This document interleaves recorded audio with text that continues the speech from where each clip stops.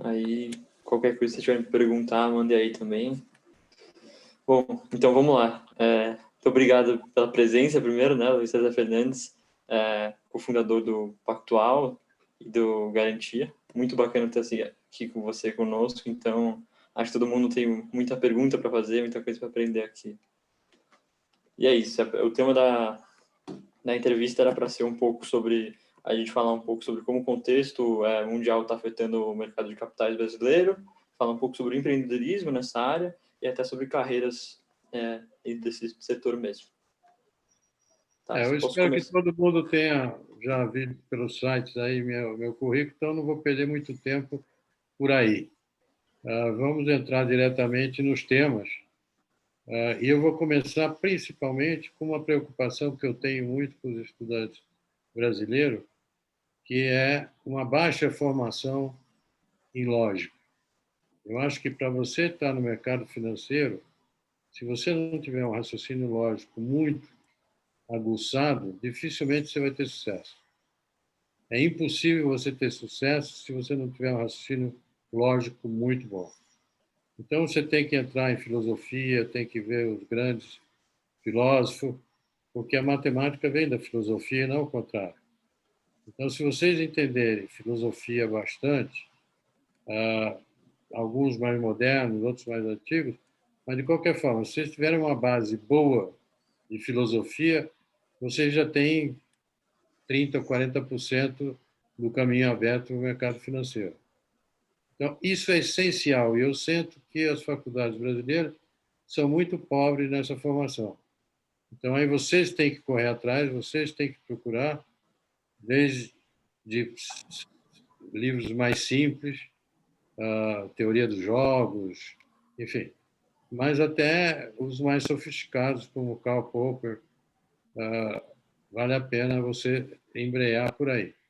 Se vocês conseguirem ter uma boa formação por aí, certamente em qualquer área do mercado financeiro, não só no mercado financeiro, vocês vão ter muita chance. Então, isso que para mim é a maior importância que eu quero frisar para vocês. É muito pobre a nossa formação lógica nas faculdades brasileiras. Em geral, não tem exceção. Todas elas são muito fracas nesse negócio. Então, vou entrar agora no empreendedorismo. Todo mercado permite empreendedorismo. Depende de alguns fatores. O primeiro fator é você entender a demanda que está acontecendo naquilo. Segundo, é foco e determinação. Os primeiros passos são muito difíceis. Você tem que, como diz o caboclo, chupar cana e assobiar. Então, vocês têm que fazer tudo. Tem que ser diretor financeiro, tem que ser técnico, tem que ser tudo. À medida que se você conseguir desempenhar todas as funções, você pode galgar um sucesso rapidamente.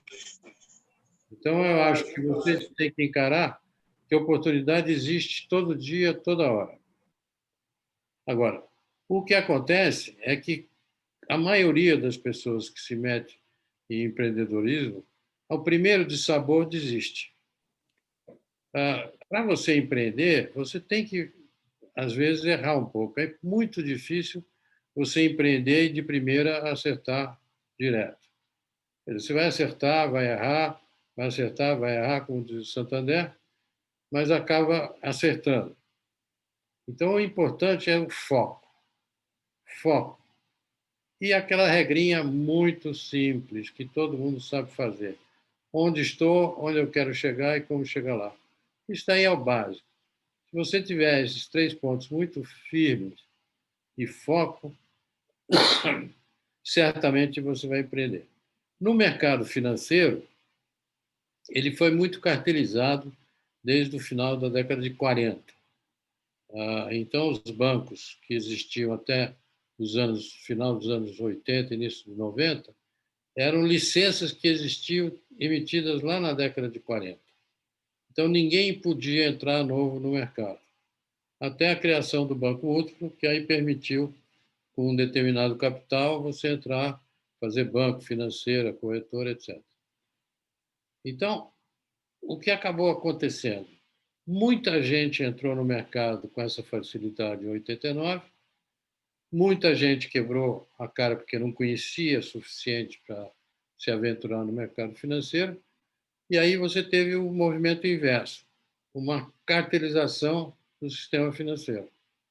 Então, Itaú, Bradesco, Santander, Banco do Brasil e Caixa Econômica aglutinam todos os mercados, todos os sistemas de distribuição, ou de captação de depósitos, ou distribuição de ativos, e fecha em copas esse grupo muito fechado. Então, foi um sistema que nós escolhemos para evitar a fragilização do sistema financeiro, que a partir de 2008, inclusive, começa a ter teste de distress em todos os bancos do mundo. Então, nós, Brasil, preocupados com isso, deixamos essa cartelização acontecer, para que nos testes de estresse funcionasse. No caso aqui, só fazer uma parte, o BTG Pactual acabou tendo um teste verídico, para valer de verdade. E estava tão capitalizado, tão bem estruturado, que sobreviveu àquela crise que teve ali em 2015, 2016. Então, hoje o sistema estava super capitalizado, super estruturado, sem nenhum problema. Só que de 2007, 2008 para cá, quase todo mundo que estava no mercado financeiro foi surfista, quer dizer, pegou a onda e foi. Não é que tinha técnica, não tinha aplicado, tinha se esforçado, não. Pegou uma onda que estava bastante favorável desde lá 2006, 2007. Então, a maioria dos caras que estavam no mercado eram surfistas. Essa seleção natural começou a acontecer a partir de 2016, 2017. Começa uma seleção lenta, mas consistente. Então, hoje, você começa a ver uma consolidação ou um fechamento dos assets que proliferaram enormemente. Já que eu tinha dificuldade de fazer uma instituição financeira, eu comecei a fazer assets com dois viés. Um era family office, que administrava de algumas famílias, e outro com o público maior. Então, nesse momento, essas coisas começam a complicar. Um outro modelo que acabou acontecendo nessa onda foi o sistema de distribuição de uma XP e o BTG que está entrando agora.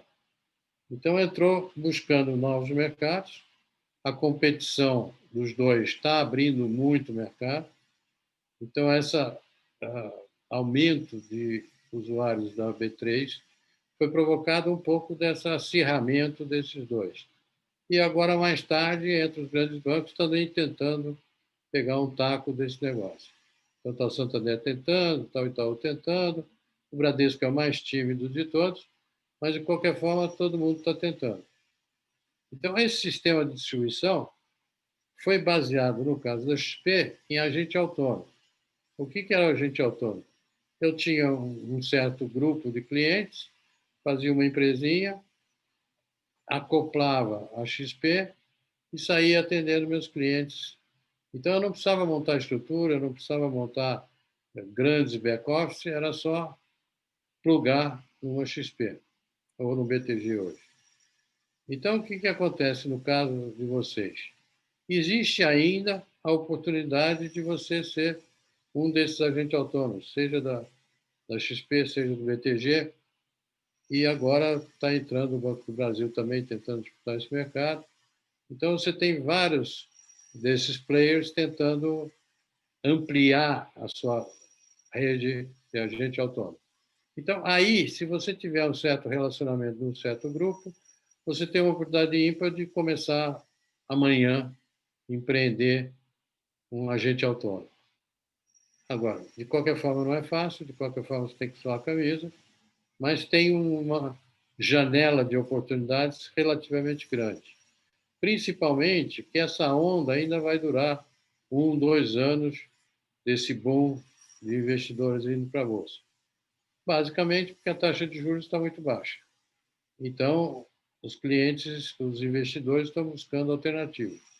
E a alternativa mais óbvia não quer dizer que seja melhor, é ir para a Bolsa.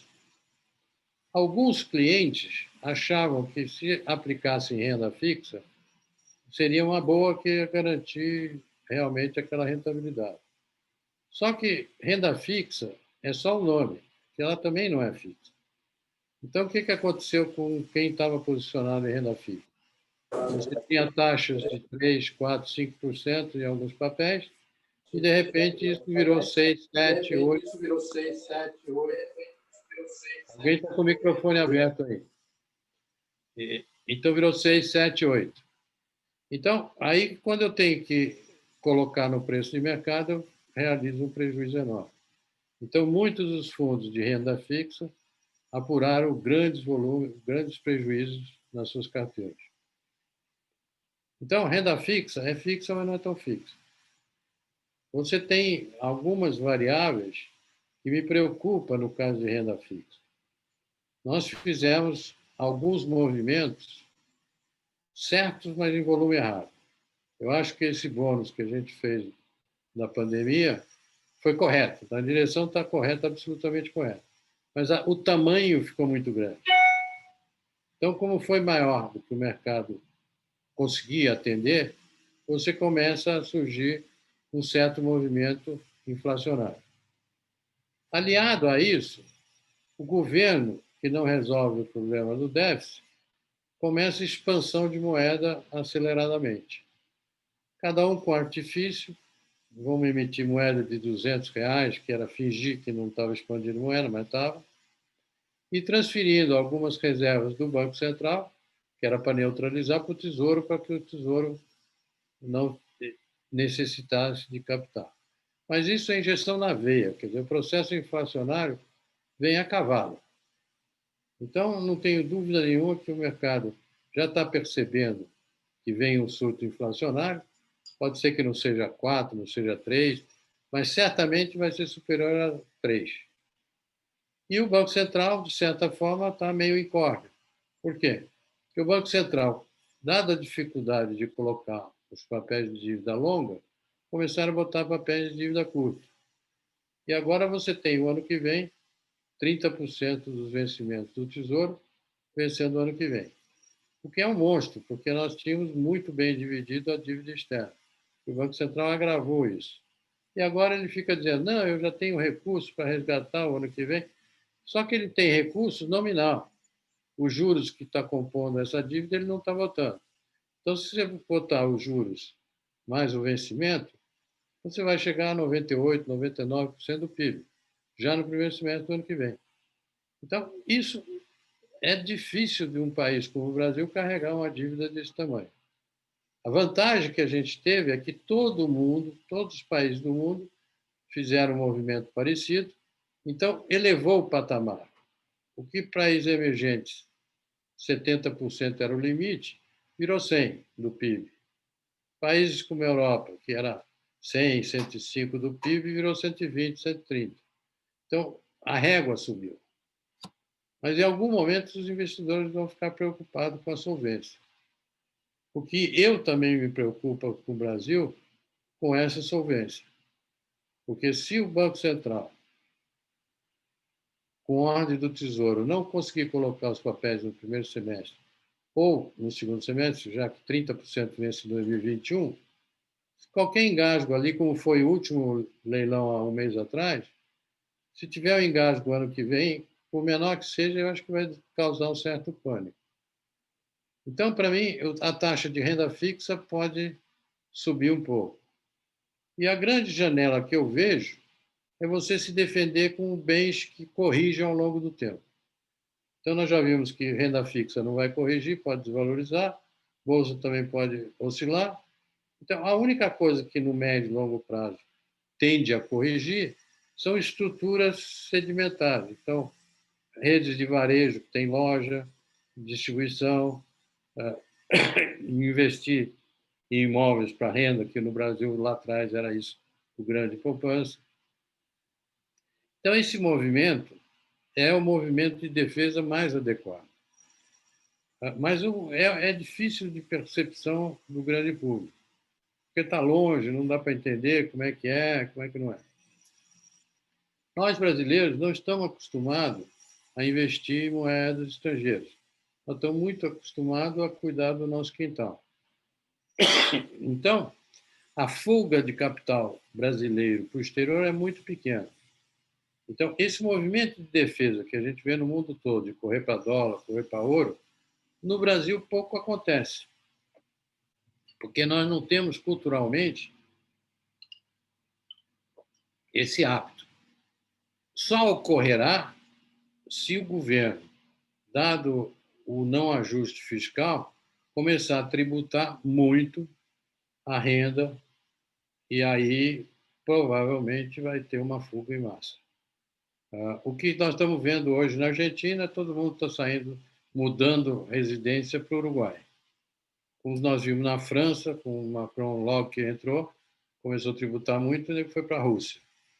Então, nós não estamos acostumados a isso, nunca fizemos isso. Diferente dos argentinos, que sempre tiveram poupança em dólar.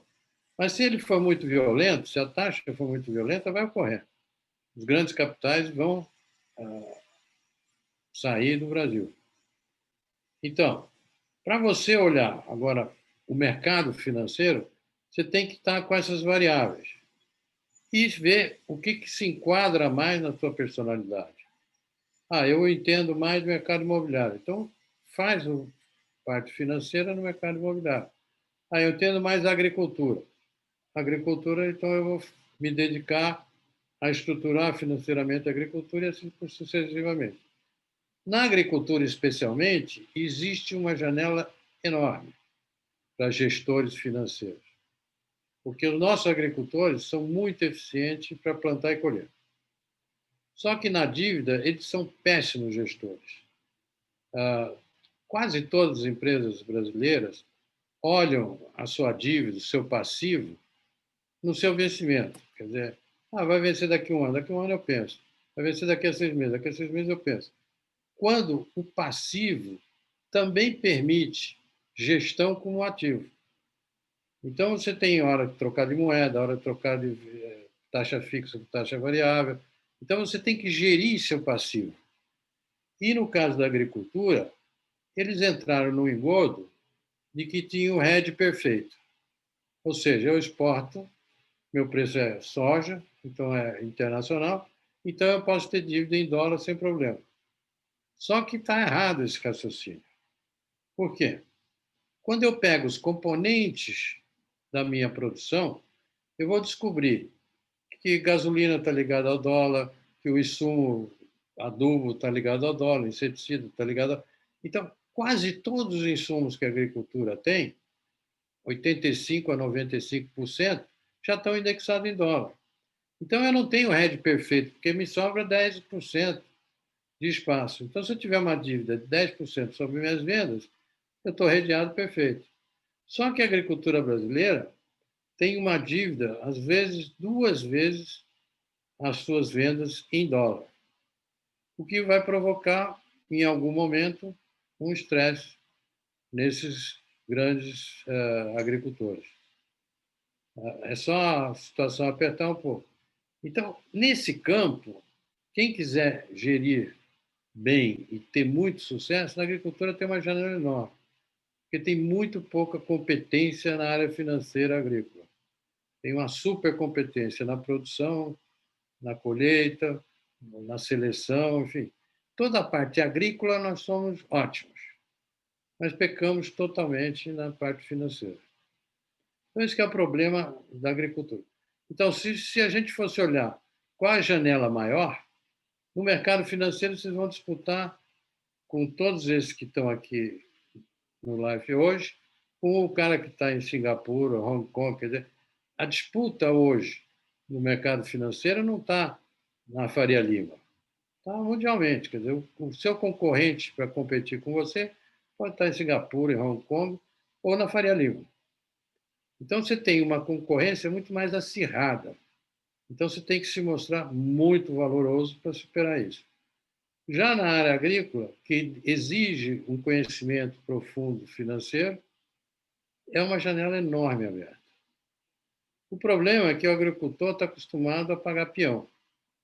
Então, não dá ganho para o gestor financeiro, uma das razões que então é mal gerido a parte financeira do agricultor. Mas isso tende a mudar, quer dizer, à medida que a gente consiga mostrar que o agricultor tomou um tombo porque não cuidou da parte financeira, que não é só tomar dívida, você tem mais oportunidades para os gestores de qualidade. Então, no caso de vocês, não olhe só o mercado financeiro específico da Faria Lima. Você tem que olhar aonde o mercado financeiro te dá oportunidade. Na década de 70, 80 e 90, qualquer gerente financeiro era peça de ouro. Por quê? Você tinha uma inflação enorme e você precisava se defender da inflação o tempo todo. Então, o gerente financeiro, o diretor financeiro nessa época tinha um valor enorme.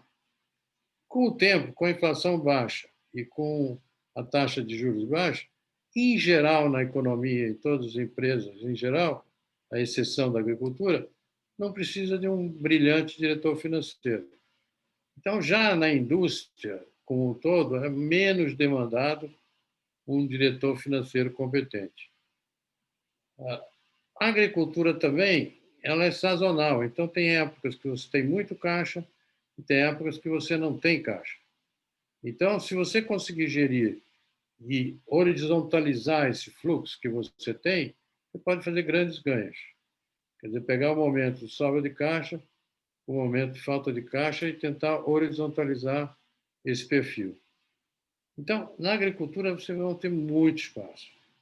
No mercado financeiro, vocês vão ter que lutar muito, com um monte de gente competidora, e vão ter que ter formação além de conhecimento matemático, que para mim é secundário, porque hoje com computador, com máquina, você não precisa muito conhecer fórmula, é só digitar no computador. No meu tempo, não, você tinha que conhecer a fórmula porque você tinha uma facite manual, que só somava e diminuía.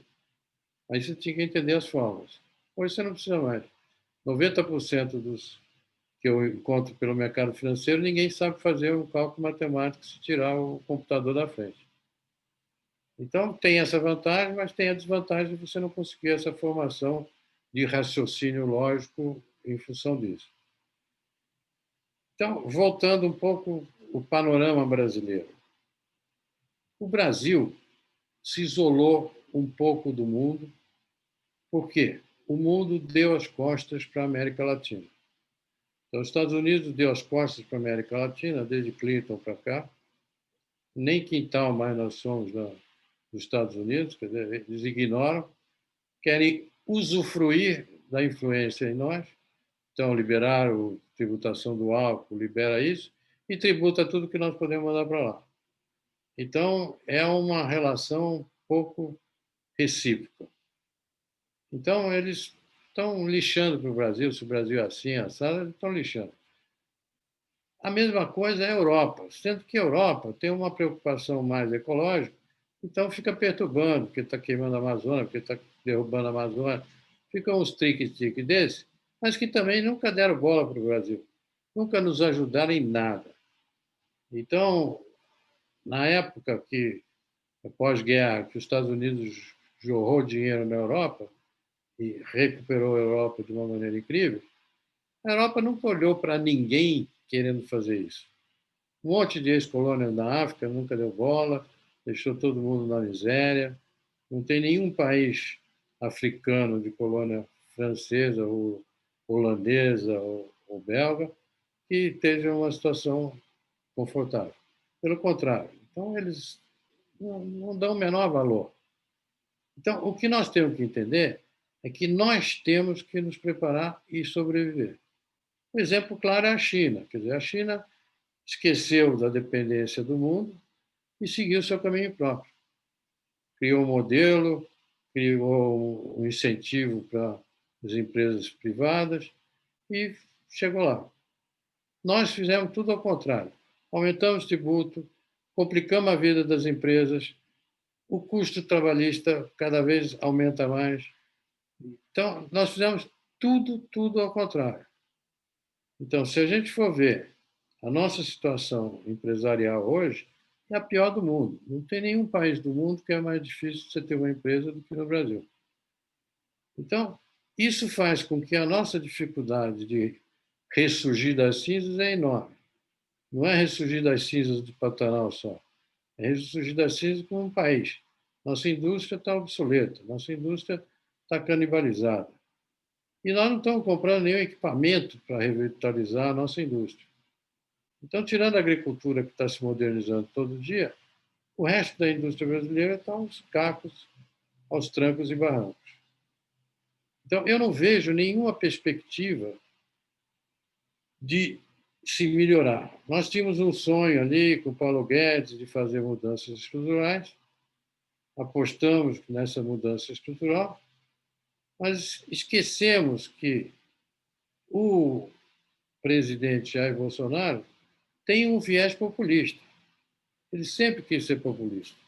Vocês não devem se lembrar, mas toda a piada com político nos anos, no início de 2000 para cá, era o Bolsonaro que ia lá, entendeu? Fazer palhaçada. Então ridicularizava ele todo dia. Por quê? Ele tem um viés populista, ele quer ser carregado pelo povo. À medida que ele começou a ter problema, em vez dele compor com o Centrão, que para mim eu chamo o Centrão de cabeça de bacalhau. Todo mundo sabe que existe, mas ninguém nunca viu. Então, ele começa a ter os primeiros problemas, seja com Queiroz, seja com os filhos, enfim. Aí ele tem que sentar com o Centrão para compor. Aí o Centrão fala, não, cargo não tem, não vou dar ministério, não vou dar nada. Não, não, não, não se preocupe, nós queremos que você tire o Moro porque está pegando nosso pé. Tira o Moro que eu já estou satisfeito. Aí ele vai e tira o Moro. Aí começa a pandemia, o, o DEM começa a crescer com o presidente do Senado, o presidente do Congresso, o presidente da Câmara, 3 ministros. Aí, quando o Bolsonaro precisa sentar com o Centrão de novo, fala, tá bom, então diminui o poder do DEM, que o DEM está ficando muito grande. Então tira o Mandetta e tira o poder um pouco desses políticos. Transfere da Casa Civil para o Ministério Insignificante, enfim. Então, esse movimento de negociação do Centrão vai nessa linha. Aí passa o tempinho, tem que sentar de novo para negociar. Bom, agora vamos fazer o seguinte: nós queremos que você bote o Aras lá no Ministério Público. Ah, mas não dá? Dá, bota ele lá. Porque ele vai acabar com o Lava Jato que está no nosso pé. Aí ele é obrigado a ceder. E a última composição que ele faz agora é a Suprema Corte. Então aceita que o Centrão indique um cara ridículo, insignificante para o Supremo. Mas é o cara que vai botar uma pedra de cal, a meu ver, na Lava Jato. E que atende, então, os políticos do Centrão. Isso posto, ninguém mais quer saber de falar de reforma. Ninguém quer correr o risco do ônus da reforma. Do lado do Bolsonaro, acontece o seguinte: com o bônus que foi lançado, de R$ 600, ele percebeu que pode ser mais rápido virar popular. Então, agora ele está apaixonado por se tornar um político extremamente popular, o que ele sempre sonhou, e começa, então, a se mostrar no grande público para ser carregado no colo. E enterrou de vez qualquer projeto de reforma. Não acredito que nós vamos ter, da menos importante reforma, a mais importante, eu não acredito que nós vamos conseguir fazer. Não tem reforma tributária, não tem reforma administrativa, não tem reforma nenhuma. O que vai nos levar a esse quadro que está aí. Inflação subindo, déficit público aumentando, um risco cada vez mais latente de um corner na dívida pública, o que pode levar o governo a querer fazer um calote. Os nossos vizinhos já fizeram isso várias vezes, Argentina, Uruguai, etc. E nós já fizemos lá no Collor. Então, ele começa a ser seduzido para esse tipo de coisa. E ele acha que vai ser popular. Então, esse é o panorama ótimo. Ele se tornar popular, não fazer mais reforma nenhuma e levar no vai-da-valsa como está. Inventando Renda Brasil, umas coisas desse tipo. E os ministros gastadores vão gastar até a dívida pública entrar em xeque. Então, vai fazer obra, vai fazer o diabo, mais dia, menos dia, consegue derrubar a resistência do Paulo Guedes e vai começar a gastar mesmo. E aí, nesse momento, você tem dois caminhos que podem ocorrer. Um caminho que aconteceu logo depois do Médici, entrou o Figueiredo, que achava que podia ser mais popular que o Médici, que o Médici teve sorte, teve desenvolvimento econômico, a seleção brasileira ganhou música, bossa nova, então tinha muito movimento positivo. O Figueiredo se diz, eu vou ser mais popular do que o Gás, o Médici. E vai nesse caminho, e logo, por não fazer nenhuma reforma, nenhum ajuste, descobre que não adianta nada, ele não vai conseguir. Então termina o governo dizendo esqueçam de mim, esqueçam que eu existo. Quer dizer, ele se boicotou a si próprio, quando não fez as reformas estruturais.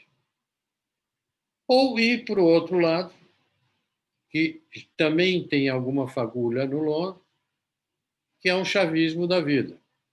Quer dizer, que o chavista assume, vira muito popular, muda a Constituição e toma o poder eterno. Se ele não tivesse morrido, estava lá no poder até hoje. O Bolsonaro já fez algum movimento nesse sentido. Um dos seus representantes no Congresso já vai mudar a Constituição, que é o mesmo fenômeno que aconteceu no Chile agora e na Venezuela lá atrás. Então, esse risco de ir para esse lado ainda não está descartado. Ainda tem um risco grande dele, com essa ânsia de virar popular, fazer uma coisa desse tipo. Que nós já experimentamos isso no passado, o Getúlio Vargas. Foi a mesma coisa, o mesmo movimento, ele se torna cada vez mais popular e aí acaba mudando, dando um golpe de Estado. Então, esses filmes a gente já viu. Eu acho que a sociedade brasileira hoje está mais preparada para reagir a esses fatos. Mas o povo é como carneiro, de repente o efeito rebanho vai acontecer. E aí não tem o que fazer. Então, esse que é o grande risco que o Bolsonaro corre. Ou ir para a direita ou para a esquerda. Quer dizer, ou vai para um populismo descabido, o Chaves, ou vai para um Figueiredo pedindo para esquecer que ele existe. Eu não vejo ele com tanta força em 22. Por quê? Todos os governantes que não fizeram o ajuste adequado se machucaram. O Trump vai perder a eleição porque se negou a fazer o ajuste. Ele podia ter feito o ajuste. Logo que ele diminuiu o tributo, podia ter ajustado o Estado ali. Não quis ajustar. Foi em frente, deu esse desemprego, deu esse caos. A pandemia foi a justificativa do movimento de desemprego que teve lá. Mas, na prática, isso já estava latente que ia acontecer. Já estava a caminho. Só faltava um startzinho. Um tiro de espoleta já resolvia essa situação que acabou acontecendo. Não precisava um efeito tão grande quanto a pandemia. O tiro de espoleta já teria provocado a mesma coisa. Esse desemprego desse tamanho. E ele vai perder a eleição mesmo. Então, a mesma coisa acontece aqui com o Bolsonaro. Se ele não conseguir levar a sério o ajuste fiscal, ajuste do funcionalismo, ele vai levar um tiro no peito. O Magre, aqui, o nosso vizinho na Argentina, começou muito empolgado de fazer as reformas. Aí pegou lá o centrão deles lá e o centrão falou, não, vamos fazer o seguinte, faz o ajuste, mas faz devagarzinho, faz assim devagar, faz assim devagar. Quando ele viu, perdeu a eleição. Então, é claro essa história.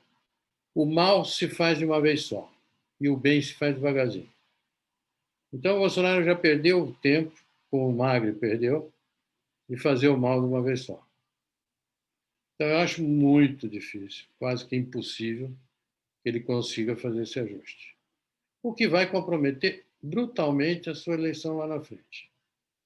Eu não me preocupo com o que eles estão falando de carteira assinada para cá, carteira assinada para lá, porque nós já criamos uma estrutura paralela que independe do emprego formal.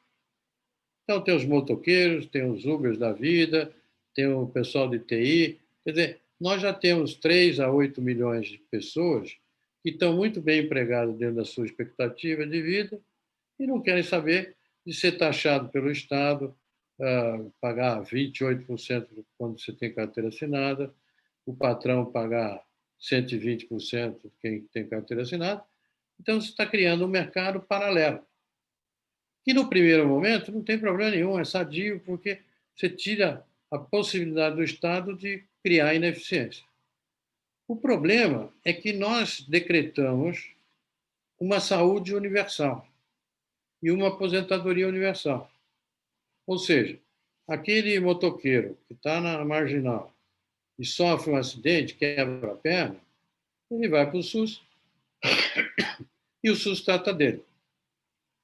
Se ele ficar, por infelicidade, paralítico, ele vai na Previdência e tem a aposentadoria perfeita. Ou se ele ficar muito velho, ele tem a contribuição continuada. Então, essa universalização desses dois é que é nosso problema futuro. Talvez nem para a geração de vocês, mas para a geração dos seus filhos, que nós vamos ter que resolver esse imbróglio. Porque nós não temos mais a contribuição, porque todo mundo fugiu da contribuição, mas temos o seguro universal. Diferente de alguns outros países, principalmente os Estados Unidos, onde você não tem nenhum seguro universal, nem para aposentadoria, nem para acidente de trabalho, ou acidente que seja o que for. Então, se você sofreu um acidente, depois você vai para o hospital, depois tem a conta para você pagar. Então, aqui é diferente, porque nós universalizamos. O SUS é um negócio maravilhoso, espetacular. Funciona, a gente critica o SUS, porque na periferia de São Paulo não funciona bem, periferia do Rio, mas o resto do Brasil inteiro funciona espetacularmente, nós vimos agora com a pandemia. Acabou funcionando espetacularmente bem. Mas alguém tem que pagar essa conta. Não estão empurrando com a barriga essa conta para as novas gerações. Então, eu não vejo com bons olhos essa vontade populista do presidente, porque pode nos levar num corner. E aí, quando você bota no corner um ratinho, ele avança em cima de você. E a nossa população, como foi agora recentemente no Chile, quando se movimenta, é impressionante, você não tem controle. Nós tivemos, eu vivi em 1968, não tinha regime militar que segurasse aqueles movimentos. Então, quando o povo vai para a rua, não tem jeito. Então, espero que isso não ocorra. Mas, de qualquer forma, nós estamos correndo esse risco. Então, terminando aqui minha fala, é mais ou menos esse panorama que eu gostaria de dizer para vocês. Estou aberto às suas perguntas. É muito interessante o panorama aí que você falou. E você acha que esses países desenvolvidos virando as costas para a América Latina, somado às incertezas do Brasil, seriam um dos principais fatores para a Bolsa Brasileira, o mercado financeiro brasileiro como um todo, não chegar aos países desenvolvidos, tipo, não se desenvolver tanto quanto eles? Não, não tem nada a ver uma coisa com outra. Quer dizer, Sim. o fato deles olharem para a gente como diz o outro, descostas, não quer dizer que nós não podemos desenvolver. Olharam descostas também para a China, e a China foi lá. Então, depende muito mais da gente. Esquece Europa, esquece Estados Unidos. Vamos cuidar do nosso negócio. Se nós tivermos capacidade de cuidar do nosso negócio como a China cuidou da vida dela, nós estamos resolvidos. O problema é que a gente se nega a cuidar da nossa vida. A gente vai na beira do precipício aí, dá um passinho atrás. Não é que a gente recue com certo, não. A gente dá um passinho só atrás. Aí vai de novo na bola, quando está despencando, aí dá um jeitinho. Então, esse que é o problema. Depende de nós. Agora falando um pouco da questão que a gente está falando do empreendedorismo, qual que você acha que são as características necessárias para um player entrar nesse mercado do banco de investimento, assim, BTG, XP? Não, empreender no lugar do XP BTG vai demorar um bom tempo. Mas eu acho que se você ingressar como agente autônomo, tanto do BTG como do XP, você tem um mercado enorme. Quer dizer, você pode. Hoje, o BTG pagou para roubar um agente autônomo da XP 450 milhões de reais. É um cara que estava lá no interior de Santa Catarina, na praia lá, tá certo? Então, você pode empreender nesses sistemas acoplados às grandes máquinas. Agora está vendo aí o Bradesco tentando com a Ágora fazer a mesma coisa, o Credit Suisse tentando fazer com o Modal. Então, essas oportunidades de você criar um grande agente autônomo, está aí. É possível hoje. Precisa de muita determinação, muito conhecimento, ter um clientela importante, ou conseguir desbravar novas clientelas. Então, se você for, talvez, ser um agente autônomo em Sinop, no Mato Grosso, mesmo que você não tenha muito conhecimento, você rapidamente consegue desenvolver ali um relacionamento com uma cidade pequena, longe, então você pode cobrir. Então, você tem alguns agentes autônomos que valem fortunas hoje. O BTG também acabou de comprar a Nectron, que é uma corretora, 450 milhões de reais. Então, você pode empreender nessa área, acoplando a essas grandes redes. E pode fazer fortuna. Porque você vê no caso da Nectron, 3 sócios, você vê 450 milhões cash. Então, a Nectron deve ter 3 ou 4 anos. Então, é possível.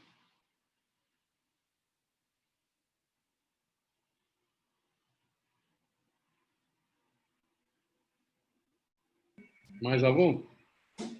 Então, o que eu ia falar agora demorou para abrir minha câmera aqui, mas alguém quer fazer alguma pergunta aí a mais, ou quer que eu continue? Alguém tem alguma coisa para acrescentar aqui? Eu tenho aqui, Luiz, tudo bem? Tudo bom. Se você enxerga a economia americana, bolsas americanas como driver para a economia brasileira, e se você tem alguma projeção para a eleição norte-americana? Eu não acho que seja drive para a economia brasileira nenhum país, depende da gente, como eu disse anteriormente. Eu acho que a economia americana precisa de um grande ajuste. Se ela não se ajustar, vai ser muito difícil. Então, essa desvalorização que teve nos últimos dias dos papéis de tecnologia americana já reflete um pouco dessa suspeita que todo mundo já está meio de pé atrás. Então, eu não acredito que a recuperação americana impeça o avanço e superar os chineses. Vão superar os Estados Unidos nos próximos 5, 10 anos. Então, eu acho que o drive dos Estados Unidos serve para os Estados Unidos. Vai melhorar lá um capial do interior do Midwest, etc.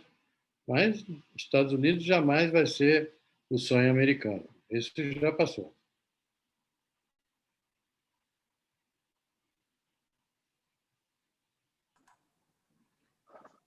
E você tem alguma projeção para eleição, para o cenário de eleição agora lá? Trump vai perder feio. Já disse antes, estou repetindo agora.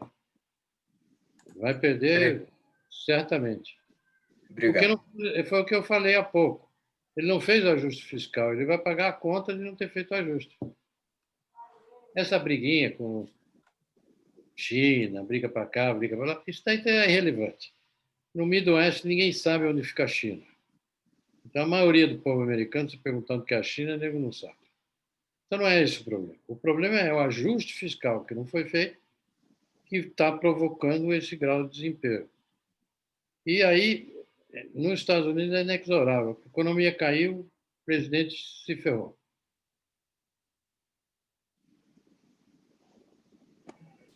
Obrigado. Vitor, se quiser, podem mandar as perguntas aí, viu, gente? O Bruno Mas, saiu aí, sumiu. O Bruno parecia que ia perguntar alguma coisa e de repente sumiu. Eu ia realmente perguntar alguma coisa. Boa noite, Luiz. Viu que eu estou atento? Eu li faz um tempo O Sonho Grande, e eu lembro de ser comentado que o senhor era famoso por suas infames entrevistas. Eu queria saber que dicas que o senhor daria para gente que está tentando entrar no mercado financeiro agora para lidar com esse tipo de entrevista. Hoje é muito diferente do que foi no passado. Qualquer entrevista que a gente fazia no passado, fizesse nos mesmos termos de hoje, você sai preso. Porque era uma entrevista horrorosa. Então, a gente perguntava desde a cor da meia até a cor da cueca. Era um negócio horroroso. E hoje é impossível fazer esse tipo de entrevista.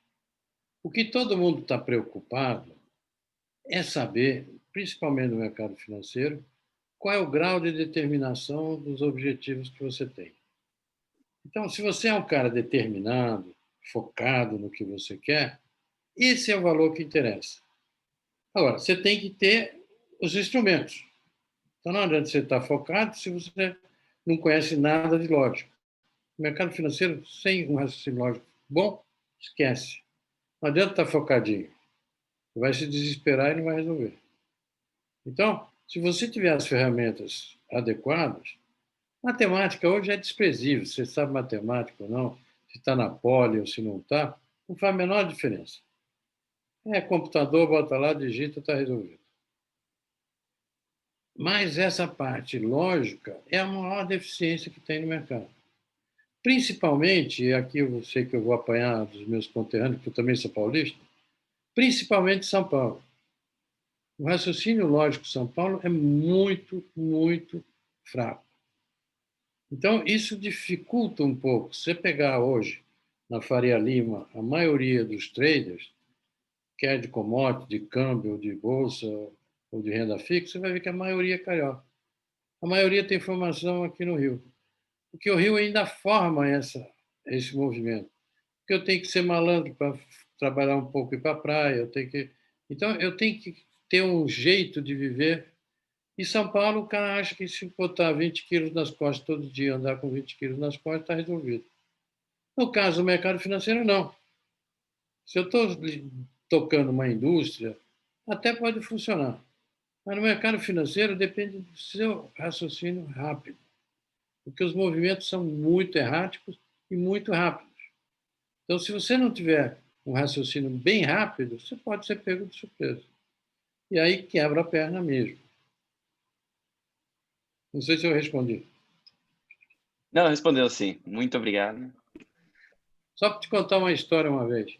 Eu estava entrevistando uma menina, tinha 1,70 m, morena, jamba, uma beleza de mulher. E ela veio com uma mini saia que tinha menos de um palmo. E ela sentada na minha frente, para virar a perna para cá, perna para lá. Eu virei, você veio aqui para mostrar suas pernas ou para ser entrevistado? O pai dela era editor do Globo. Não aconteceu nada. Imagine hoje o que aconteceria. O máximo que ele fez foi me ligar, pô, César, também exagerou, né? Então, quer dizer, a entrevista hoje é muito mais complexa para o entrevistador do que para o entrevistado.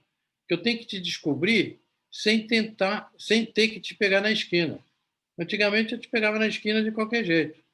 Hoje é muito mais difícil de eu descobrir quem você é. Então, o entrevistador ou o selecionador hoje, ele tem muito mais dificuldade do que no meu tempo, quando a gente fazia esse tipo de coisa. A gente descobria exatamente a performance que o cara ia dar ali para frente. Então, era difícil a gente errar. Então, tendo em vista aí que hoje é mais difícil de a pessoa se achar que a pessoa realmente quer essas coisas, o que você acha que é a melhor forma para o entrevistado facilitar esse trabalho? O entrevistado tem que saber o que ele quer da vida. Se ele tiver foco, tudo fica fácil. Se ele não tiver foco, não adianta. Se o cara for errático, esquece, ele não vai para lugar nenhum, nem para a agricultura, nem para o mercado financeiro, nem lugar nenhum. Ele tem que ter foco. O que eu quero? Ah, vocês estão no começo da vida, é difícil. Mas comece a se preparar e tentar descobrir aonde você vai focar. E garanto para vocês que todo mundo que focar firme mesmo vai ter sucesso, em qualquer mercado.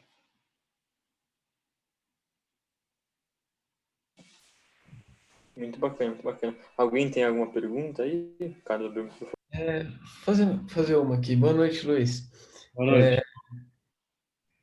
Na verdade, tem algumas perguntas, né? Mas uma que você me pegou um pouco de surpresa foi a história dos livros, que você recomendou livro de raciocínio lógico. E assim, uma coisa que eu particularmente estava esperando quando você começou a falar disso era você falar um security analysis, uma bíblia desse tamanho para a gente ler. Então, eu queria saber algumas recomendações que você teria, sabe? Uns livros que fogem um pouco dessa nossa da mentalidade que a gente tem, que não sei se é porque está muito na moda investimento, então a gente fica sempre focado nos mesmos livros e saber um pouco a opinião do senhor sobre isso também, porque a gente vê muito na moda, até você vai em livraria, tem muito desses livros muito famosinhos, tá? Uma moda muito forte disso. Eu pergunto, você já ouviu falar de algum analista rico? Algum que escreveu esse livro rico? Não tem. Então, esses caras são fracassados no seu negócio e tentam vender o fracasso dele de forma bonita. Quem teve sucesso quase não tem tempo de escrever. O Jorge Paulo vai escrever um livro, André Esteves, etc., não dá tempo de escrever um livro. Então, são os fracassados que escrevem a maioria desses livros. Agora, quem vai nos grandes filósofos, quem vai teoria dos jogos, um Karl Popper, começa a entrar nesse seara, você não vai ter muita competição. Pouca gente está formado para isso. E você, num instante, consegue pegar um raciocínio. Então, a diferença desses livros montes que vendem aí, que são caça-níqueis, é que esses modelos estão todos no computador. Você não precisa ler um livro desse para pegar modelo. Você pega lá o modelo, bota no Google, o modelo preenche os dados, está resolvido. Não tem ciência nenhuma para fazer isso, não tem dedicação do seu cérebro nenhum para fazer isso. Então, o que vai fazer a diferença é aquele delta. Então, eu costumo dizer o seguinte: você não morre afogado numa piscina porque a piscina tem. Porque você tem 1,70 m, ela tem 2 metros. Você morre porque ela tem 2 metros. Então, a diferença é 20 centímetros ou 30 centímetros. Então, quando você consegue adicionar ao teu negócio esses 20 ou 30 centímetros, é que vai fazer a grande diferença. E vai mostrar o que você pode e o que você não pode chegar. Então, esses livros te deixam 1,70 m. E aí? Não aconteceu nada. Você não morre, mas também não nada. Então, você tem que pensar que você quer chegar nos 30, 40, 20 centímetros a mais. E isso vai estar na formação que você vai dar fora do currículo normal. Não adianta todo mundo no movimento de rebanho. Vai ser mais um no meio do rebanho.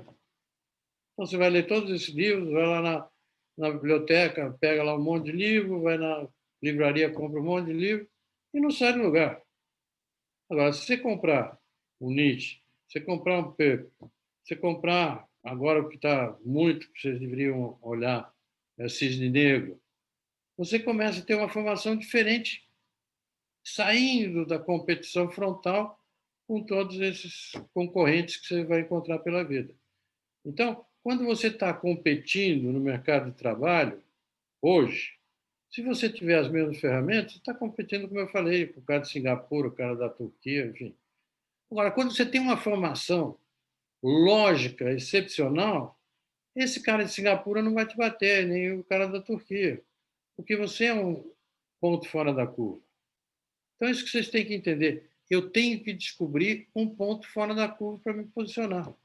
Se eu ficar no efeito manada, não vai acontecer nada. Então, se eu chegar na livraria e comprar 10 livros, 100 livros, não vai resolver nada se eu não tiver uma boa formação lógica. Agora, se eu tiver uma boa formação lógica, eu pego um livro desse e adiciona monstro. Agora, sem a formação, ele não me adiciona nada. Então, eu preciso dessa formação, desses 30 centímetros, para dar o salto de qualidade. Não sei se eu te respondi. Não, com certeza respondeu. Agora, eu tenho só mais uma pergunta relacionada a livro também, mas é uma complementando a pergunta do Bruno, que é que eu recebi aqui no grupo do nosso grupo. É o seguinte: o senhor pode contar uma história que não está no livro sobre entrevista, das suas famosas entrevistas, que a gente teve no grupo, a gente tem o clube do livro, né? Que a gente geralmente sempre lê um livro. E a gente leu Sonho Grande, então. E a gente gostou bastante, eu acho que não tem como não lembrar dessa parte. E aproveitar que o senhor está aqui com a gente Não sei se para eu pedir posso uma história. repetir aqui as entrevistas que a gente fazia. Eu acho que nem aqui dá para repetir, porque eram coisas inacreditáveis, as perguntas que a gente fazia. Como eu disse anteriormente, desde a meia, a cor da meia, a cor da cueca. Então, eram coisas absurdas que a gente fazia. Se você traiu o marido, traiu a namorada, com quem você traiu, como é que você traiu. Eram umas coisas absurdas para o dia de hoje. Politicamente incorreto. Não dá para repetir nem aqui. Perfeito, muito obrigado, Luiz. Não sei quem mais tem pergunta, pessoal, sinta-se à vontade aí para abrir o Quem sabe a microfone. Isadora fala alguma coisa, que ela está quietinha aí e não pergunta nada. Nenhuma mulher se apresentou. Ó, eu vou falar que a Isa fala bastante, tá? Acho que é vergonha do senhor. É? Parece que ela está muda. Vamos deixar ela pensar numa pergunta aí para não pegar desprevenida aí, mas eu tenho uma aqui. Se eu fosse pensar, falando de carreira ainda, né? Se você fosse pensar em alguma carreira para começar no mercado financeiro, você tem alguma carreira específica que você indicaria, que dá uma visão mais abrangente ou algo assim? Desculpe, não entendi sua pergunta. Existe alguma carreira específica que você indicaria para uma pessoa começar a trabalhar no mercado financeiro? O Uma carreira mercado específica? financeiro não tem carreira. O mercado financeiro tem talento. Então, se você tem talento, você pode, em geral, essas grandes organizações, tipo o BTG Pactual, mesmo um Bradesco, você começa lá no mais simples cargo. Ou é analista, ou é entregador de carta, qualquer coisa mais ridícula possível. E aí você vai mostrando seu talento e pode crescer numa velocidade muito grande. A vantagem do mercado financeiro é que numa empresa você vai levar 30 anos para chegar a diretor. No mercado financeiro, se você tiver um talento, como eu disse, esses 30 centímetros a mais, você pode chegar a diretor em um ano. Então, a grande vantagem do mercado financeiro é que ele expurga muito rápido os ineficientes. Então, sempre sobra lugar para alguém que está com eficiência. Então, não tem no mercado financeiro cara que se esconde muito tempo atrás de uma moitinha. Não dá. Como um funcionário público que fica 30 anos para ter uma promoção, para não sei o quê. O mercado financeiro não tem isso. Você é ou não é. Um espaço curto. Se não é, já cai fora. E se for, vai embora. Então, você vê agora o próprio Itaú, que nomeou o novo presidente. Ele é um cara de um talento excepcional. Desde lá atrás, ele moleque já mostrava esse talento. Eu apostei desde o início que ele seria o sucessor do Cândido Brás. Por quê? Ele era um ponto fora da curva. Não, era inevitável que ele chegasse nesse ponto que chegou. Mas ele era um cara de uma formação sólida, de um raciocínio lógico sólido, e conseguia perceber os movimentos de mercado rapidamente. Então, você vê, ele tem menos de 15 anos de banco. Saiu de auxiliar de porra nenhuma, de Aspone, para presidente do maior grupo financeiro do Brasil. Então, foi muito rápido a ascensão dele. Esse é o mercado financeiro.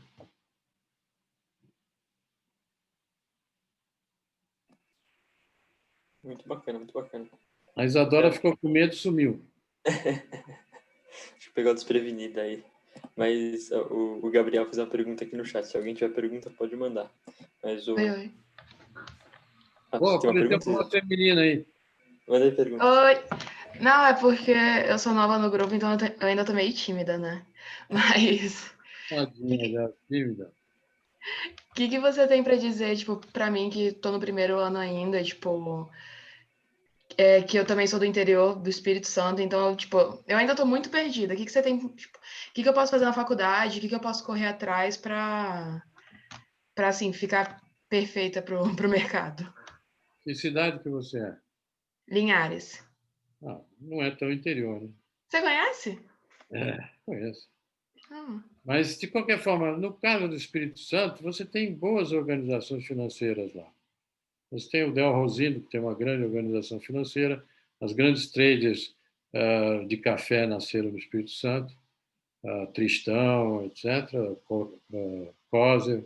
Então, no teu mercado lá, tem muita gente que é mercado financeiro no fundo, uma trader é mercado financeiro. Então, as grandes traders do Brasil brasileiras nasceram lá no Espírito Santo. Então, agora o que eu diria para você é o seguinte: recomendação básica, de novo, tenta buscar uma formação grande, forte, lógico. A partir daí, você vai descobrir que segmento que você está. As mulheres no mercado financeiro também têm muito acesso. Talvez um dos mercados onde a mulher tem mais facilidade de crescer. E você tem grandes expoentes no mercado financeiro, quer no próprio mercado financeiro, quer na periferia. Então, você tem Maria Silvia, que é um fenômeno, foi presidente da CFCN, hoje é presidente da Goldman Sachs. Você tem uma Lustosa, que também já foi presidente da Previta, da Petro. Então, você tem algumas mulheres que têm um sucesso fantástico no mercado financeiro. Agora, você tem que abrir mão de um monte de coisa para o mercado financeiro. O mercado financeiro, diferente de uma indústria, você 5 horas, 6 horas, seja lá o que for, fechou a fábrica, você vai para casa e esquece. Vai cuidar do cachorro, dos filhos, do marido, seja o que for. No mercado financeiro, você tem que estar ligado 24 horas. Você está vendo televisão, tem uma notícia que vai afetar o seu mercado. Ou você está indo para a praia, no caminho você descobre uma notícia que vai afetar o seu mercado. Então, você tem que estar 24 horas focado. Segundo, quando você tem os grandes movimentos, esquece sua vida pessoal. Você tem que virar 18 horas, 24 horas, fazendo um projeto, fazendo uma execução. Então, você tem que abrir mão de muita coisa. Você tem que, no caso de venda de ações, num IPO, tem que rodar o mundo todo em uma semana. Então, você não tem vida, porque você chega em Amsterdã de manhã, de tarde já está na Bélgica, de noite está não sei aonde. Quer dizer, então a vida pessoal fica extremamente sacrificada. Então, o problema que eu vejo, em geral, na mulher, é essa avaliação. Até que ponto eu vou abrir mão da minha vida, até que ponto eu vou fazer uma carreira. Óbvio que dá para fazer as duas coisas, como o caso da Maria Silva. Mas ela abriu mão de muita coisa. Quer dizer, ela foi ter filho com 40 anos. Certo? Então, é diferente. A mulher é muito mais pressionada no mercado financeiro do que qualquer outro lugar. Porém, tem todas as facilidades de chegar lá. Você tem, a American Express tem uma mulher como presidente, tem muita mulher no mercado financeiro. Então, tem chance. Não tem... Agora, sempre vai ser mais doloroso para a mulher do que para o homem. Porque a mulher sempre vai ter a sociedade como um todo um certo pé atrás. Se ela ficar grávida, se ela tiver um filho, se o filho ficar doente, se... Então tem um monte de si que atrapalha a avaliação pura e simples da mulher. Mas as que conseguiram ser um ponto fora da curva chegaram lá. Agora, eu não acho que você pode dizer que hoje é ou não é mercado financeiro. Agora, faz o seguinte que eu estou falando. Vai para uma formação muito sólida em psicologia, em lógica muito forte. Vai ler Nietzsche, vai ler Paul Pepper, vai ler o Cisne Preto. Aí você vai ser um ponto fora da curva das mulheres. E aí você pode escolher, eu quero ir para o mercado financeiro, eu quero ser diretor financeiro de um grupo, eu quero voltar para Linhares. Então, você tem opções. Então, o que você tem que pensar agora, nesse momento, é como que eu faço uma formação extracurricular. E aí você rapidamente vai descobrir qual é o seu caminho. Ah, muito obrigada. É muito legal, tipo, ouvir de alguém como você que a gente tem chance, que, tipo, que é só a gente querer ir atrás. Eu sei que vai ser mais complicado para mim como mulher de qualquer jeito, mas ouvir de você, tipo, já dá um gás, sabe? Muito obrigada. E desculpa estar quietinha, eu tô tímida hoje. Está tímido. Então tá bom. Muito bacana. Se Pelo alguém menos tiver teve mais... uma representante feminina, tá vendo? Eu tenho uma pergunta. Esse é nordestino. Sou de Recife. Boa noite, Luiz. Boa noite. Levando em consideração o que você falou sobre a importância, né, de manter o foco, eu, por exemplo, eu tenho muita vontade de empreender, mas eu penso que trabalhar no mercado financeiro durante um tempo podia ser uma oportunidade boa de aprendizado, até porque eu tenho interesse no tema também. Eu vejo muita gente que empreendeu depois de trabalhar um período em banco ou até em consultoria também e que deu certo. Mas aí eu queria saber a tua opinião sobre isso. Se realmente pode ser uma boa ter esse período de trabalho no mercado financeiro antes de partir para o que eu realmente quero, ou se seria meio que perda de tempo e eu devia partir para ação logo para essa parte de empreendedorismo. Vai para o começo da minha conversa. Se forma melhor. Vai buscar os 30 centímetros a mais. No caso da tua terra, você tem grandes empreendedores que nunca passaram pelo mercado financeiro. E tem lá os Brenans. Ricardo Brenan, que morreu agora, a família Brenan. Ninguém passou pelo mercado financeiro e foram grandes empreendedores. Criaram uma indústria de cimento. Você tem o Tavares de Mello, que vieram lá da agricultura, com cana-de-açúcar, etc., e que fizeram grandes empreendimentos na sua terra. Tá certo? Então, você tem o Zé Carlos Barbosa, que a gente tem, também nunca passou pelo mercado financeiro. Então, não tem uma receita para todo mundo igual. Cada um é cada um. Agora, o que faz diferença é você ter uma formação melhor ou pior.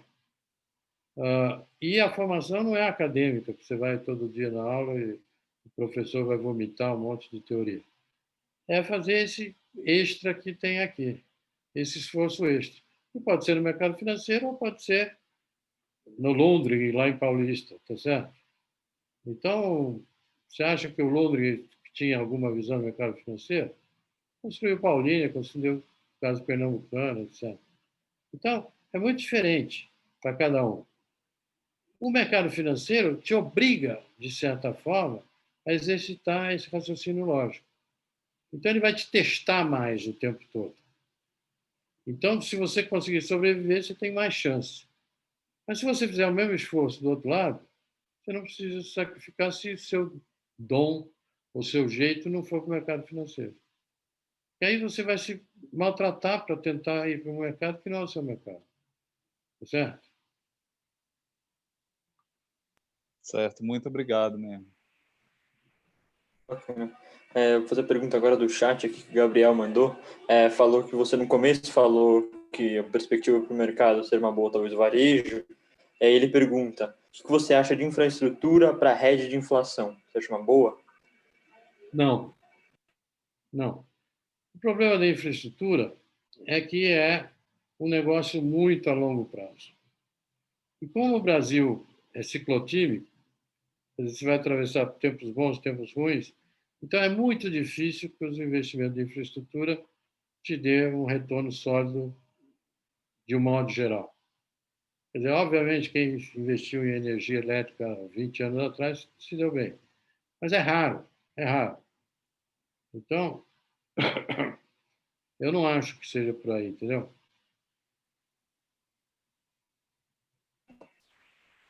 Bacana, bacana. Agora também tem uma outra pergunta, um pouco diferente, sobre o mercado de... antes de falar isso, né? Eu queria só deixar claro aqui para você que se tiver tempo de precisar ir ou qualquer coisa assim, fica à vontade que se deixar a gente aqui, a gente vai ficar perguntando até a noite, assim. Então, é mais à noite. Eu marquei esse dia exatamente nesse horário, porque aí não tem agenda para atrapalhar. Então... Tudo quanto vocês. Então a gente fica muito feliz, assim, mas quando você cansar também avisa. Mas sobre o mercado de M&A para 2021 no Brasil, o que você espera? Quais são as suas expectativas para esse mercado? Ele vai ter um movimento bastante intenso. Eu sou muito cético do governo conseguir privatizar para valer. A Petrobras vai continuar desinvestindo, mas, de um modo geral, a privatização eu não acredito. Por outro lado, você vai ter muitas empresas, principalmente europeias, que estão desistindo do Brasil. Então, você tem uma oportunidade de comprar ativos dessas empresas que estão se retirando do Brasil. Seja porque pegou fogo a Amazônia, seja porque não sei o quê, 200 desculpas. Mas você vê já um movimento clássico dos europeus saírem do Brasil um pouco. Então, por aí eu acho que vai ter um movimento bastante significativo. Por outro lado, você tem alguns setores que requer uma consolidação. Então, vamos falar, por exemplo, do setor de alimentos animal. Você tem no Brasil 200 médios e pequenos produtores de ração animal. Não dá para ter 200 espalhados pelo Brasil inteiro. Então, aí vai tender a uma consolidação. Tá certo? A mesma coisa você vai ver no setor de agropecuária. Não dá para você ter os fazendeiros que nós tínhamos com gado no pasto. Você vai ter que industrializar a produção de carne no Brasil. Ou confinamento, alguma maneira, seja floresta com pasto. Eu acho que aí pode ter uma janela interessante de você criar. E isso está tudo por ser feito, porque não tem nenhuma consolidação do setor. Os criadores, os engordadores são industriais, meia dúzia. Então, tem muita gente que solta o gado no pasto e deixa engordar. Mas eu acho que nossa tendência é para uma industrialização, como se acontece, por exemplo, no suíno ou nas aves. Então, eu acho que no setor de alimentos, principalmente bovinos, você vai ter uma consolidação dos criadores, dos engordadores, se transformando em pasto para industriais mesmo, confinamento, etc. Muito bacana. Alguém quer mandar mais alguma pergunta aí? Eu gostaria. Oi, Luiz, boa noite, tudo bem? Boa noite. Eu queria voltar no assunto que você comentou lá atrás, né? De Você que vai também ser muito... Não. Mancini é bom músico. Voltar naquele assunto que você comentou, Luiz, de que é muito difícil passar as reformas agora no cenário, né? Reforma tributária, reforma administrativa. Eu queria perguntar se você acha que tem alguma chance de passar a autonomia do Banco Central, que agora acho que vai ser votado no Senado. Você acha que tem alguma chance? E se passasse, se isso teria algum tipo de impacto positivo ou não? Bom, eu acho o seguinte. Seria importantíssimo, nesse momento, que o Banco Central fosse independente. Por quê? Porque nós estamos vendo já um movimento de crescimento da inflação. E, em algum momento, o Banco Central vai ter que mexer nessa taxa de juros. Seja próximo cupom, seja o segundo cupom, mas ele vai ter que mexer e ele está encilhado com essa taxa de juros do Selic a 2%. Eu não tenho dúvida nenhuma se o Banco Central hoje, como ele está estruturado, com autarquia, etc., mexer na taxa de juros, o presidente vai demitir o presidente do Banco Central. Ele não vai deixar subir a taxa de juros, porque vai complicar, porque isso, porque aquilo, não vai deixar. Se ele for independente, ele tem mais liberdade de fazer o que vai ser necessário. Então, nós estamos num momento muito delicado. Ou conseguimos, ou vamos pagar um preço caro por não ter. A taxa de juros, inevitavelmente, vai ter que subir. E a teoria de que taxa de juros baixa incentiva a economia também é balela. A gente provou que não. Nós, desde 2008, estamos com taxa de juros na maior parte dos países negativos e o crescimento não sai.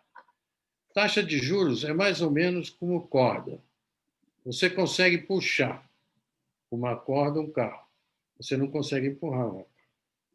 Então, essa taxa de juros baixa não faz economia nenhuma crescer. Mas os políticos acham que sim. Então, se a gente não conseguir o Banco Central independente, quando o Banco Central quiser fazer a reversão, ou quiser não, for necessário fazer, que vai ser, não tenho dúvida nenhuma, eu acho que o presidente não vai deixar. Vai ser um Moro, um Mandetta, um desses que fenestrado. Então, eu não vejo nenhuma possibilidade de a gente fazer a reversão de taxa de juros no sistema atual do Banco Central. Então, nós precisamos rezar todo dia para que consiga passar a independência do Banco Central. Não sei se eu te respondi. Respondeu sim. Obrigado. Eu queria aproveitar e fazer uma outra perguntinha rápida. Se talvez você tenha alguma recomendação, alguma referência do que você gosta de ler para se manter informado, para ter uma visão global tão apurada que nem a sua. Olha, para você ter noção, eu sou meio preguiçoso para acordar. Eu não sou daqueles que acordam às 5 horas da manhã. Mas eu acordo todo dia por volta de 7 horas, leio 5 jornais, todos os brasileiros e alguns estrangeiros. Então, às 8 horas da manhã, eu já li todos os jornais. Então, já tenho uma noção do que vai acontecer naquele dia. Então, não dá para você ler um jornal e estar achando que resolveu. Toda a imprensa ela tem seu viés. Então, se você pegar um só, você vai entrar no viés daquele valor econômico. Tem um viés claro, tá certo? Eu vou para exame. Eu vou para o Jornal do Globo. Eu vou para o Estado de São Paulo. Você precisa de todos eles para você entender o que vai acontecer. Reuters, enfim.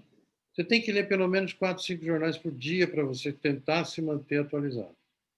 Porque você tem que dessazonalizar cada um dos veículos. Senão você vai entrar em fria. Porque você vai entrar no viés daquele veículo. Então é fundamental que você leia todas as notícias. E eu faço isso. Religiosamente, eu acordo 7 horas, leio todos os jornais, 8 horas, viro para o lado e durmo de novo até 10 horas. Perfeito, muito obrigado, Luiz. Boa noite, Luiz. Eu queria fazer uma pergunta também. Pela sua análise política do Brasil, dá para perceber que você tem um entendimento muito claro. E eu queria saber se você já pensou em atuar na esfera pública e qual que é a sua opinião sobre isso. Eu acho que vocês já perceberam como eu falo francamente tudo que penso. Político que fala o que pensa não tem vez. Então, eu não sirvo para político, nunca quis ter função pública, nem de contínuo, de repartição pública, muito menos alto escalão. Não tenho esse viés. Eu sou um desastre quando tem que fazer um jogo político maior para cá, para lá. Porque eu falo a verdade, eu falo o que sinto, eu falo o que penso. Então, político não pode ser isso. Político tem que brigar, amanhã está de paz, briga de novo, aí faz as pazes. Esse tipo eu não sei fazer. Então, nunca tive o menor sonho, nem de política, nem de empresa pública, trabalhar no governo. É um sonho que não me acalenta. Entendi, obrigado. Bacana. Não sei se mais alguém tem alguma pergunta aí, senão eu vou... o Gabriel. Eu ia perguntar uma coisa mais... Mudando um pouco mais de assunto. Indo para um pouco mais do lado da tecnologia. Você acha que as criptomoedas vão tomar conta? Já vai ter uma moeda universal aí e como isso pode impactar o mercado financeiro? Olha, eu não acho que a criptomoeda vai dominar o mercado. Por duas razões. Se você olhar lá, Bretton Woods, na pós-guerra, você ancorou o dólar ao ouro. Então, a referência que sustentava o dólar era o ouro. Quando chegou no Nixon, qual foi o problema? Ele não conseguia converter todos os dólares em barras de ouro. Então, o que ele falou? Vamos acabar com essa paridade de ouro.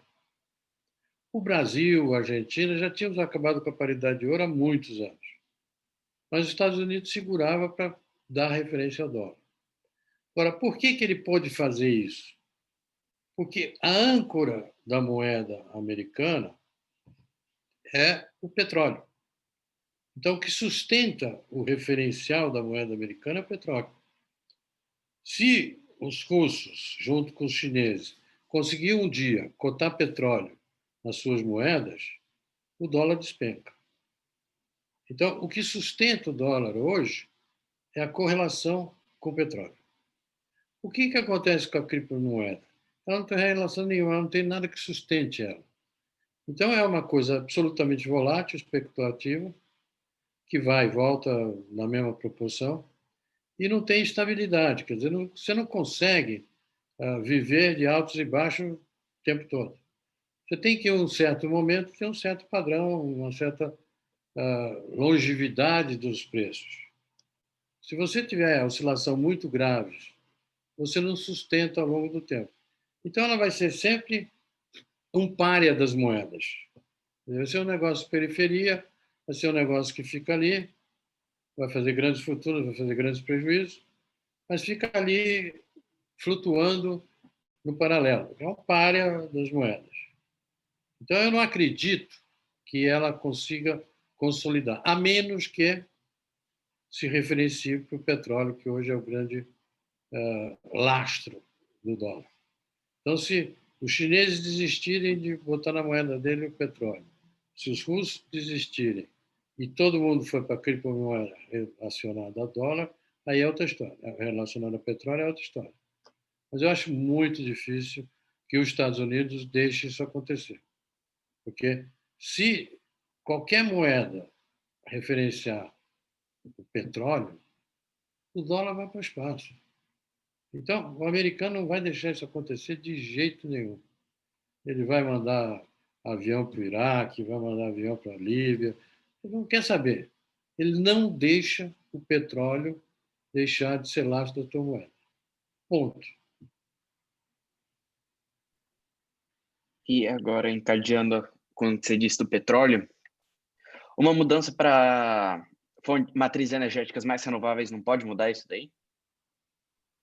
Não, porque qualquer que seja a matriz energética, ela é periférica.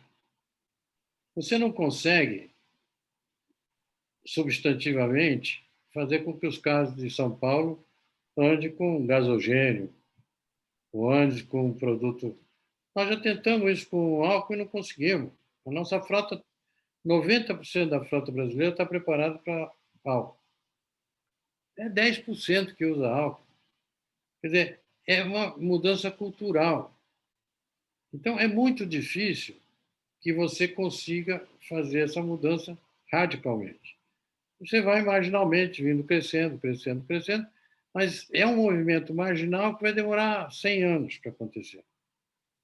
O petróleo tem a indústria que está batendo e tem o governo americano que está batendo. Quer dizer, então você não tem dúvida que tem gente defendendo o petróleo até a morte. Então, eu acho que, para você dizer acabou o petróleo, a vida do petróleo, eu acho que meus tataranetos têm uma chance de ver isso acontecer.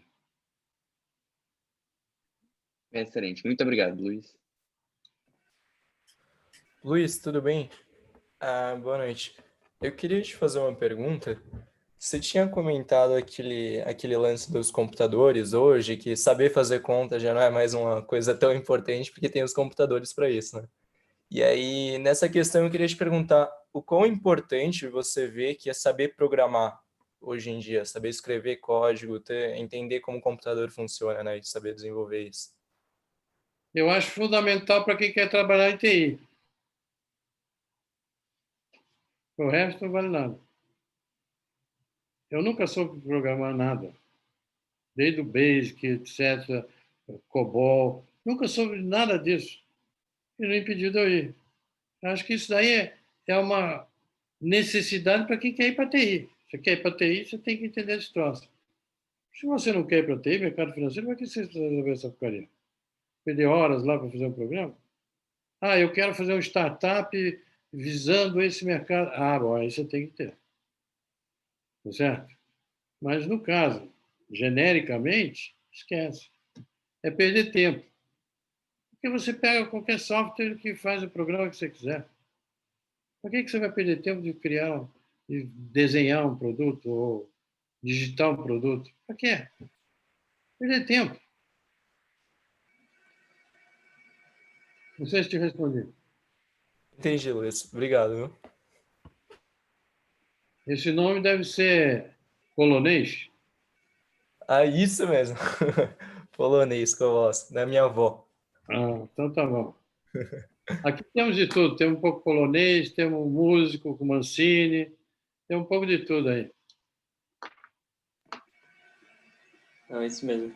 Se alguém tiver Agora mais... não disse o que ela compõe.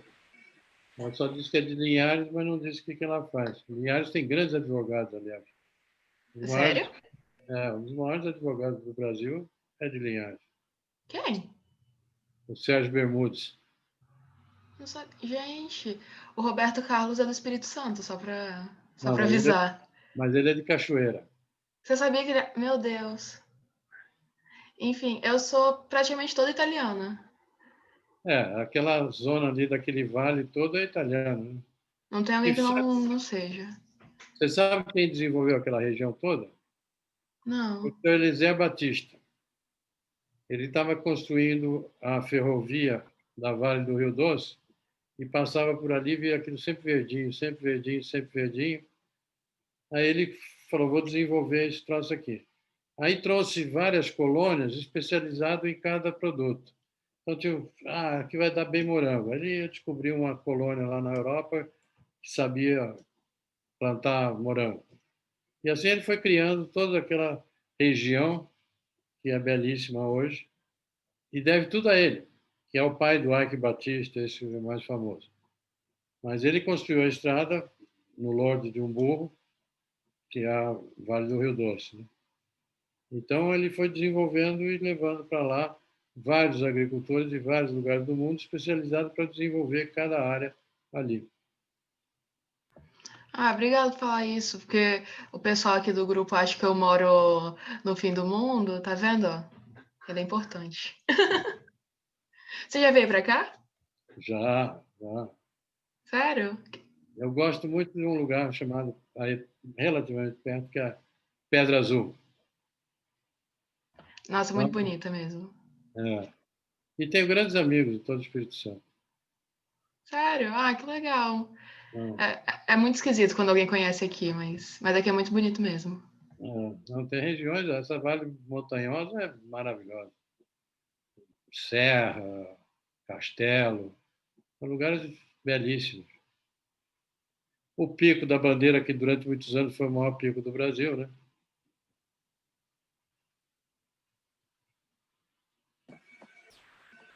Acho que você travou ali, mas... sei, alguém tem mais... Pode falar, Isa, pode falar.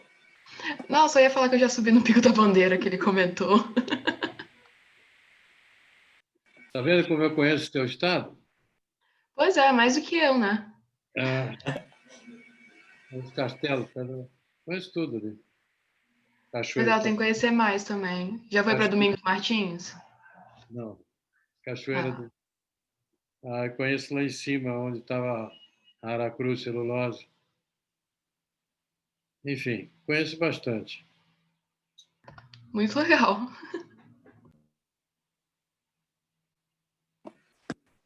Beleza, agora, alguém? Antigamente era o estado mais violento do Brasil, agora deram um jeito lá, né? Oi? Agora, antigamente era o estado mais violento do Brasil, agora resolveram lá, tá uma beleza. Tá bem melhor. Tipo, eu consegui ver um pouco dessa mudança também. Corrupção na justiça, era um horror. Mas agora não, agora melhoraram muito. Mas aí, alguém tem mais alguma pergunta para falar? Que agora já deve estar acabando de tomar mais tempo do Luiz aí. Bom, espero ter atendido todo mundo. Eu agradeço o convite e espero que, de uma próxima vez, nós nos encontremos de novo. Estou sempre para estudantes à disposição. A gente espera isso muito também, foi sensacional. Todo mundo aqui aprendeu bastante, assim, acho que tem muitos comentários, uma visão sensacional para acrescentar todo mundo, assim. Então, acho que todo mundo gostou bastante. Em nome do todo o grupo de negócios, eu agradeço muito a presença. Obrigado pela claque. Arrumei uma claque nova. Então tá bom. Muito obrigado. Mas é Então, isso. aqui, qualquer coisa, vocês me procuram. Obrigado, Gente, muito Luiz. obrigado. Um abraço. Incrível. Muito obrigado. Muito obrigado, Luiz. Um abraço.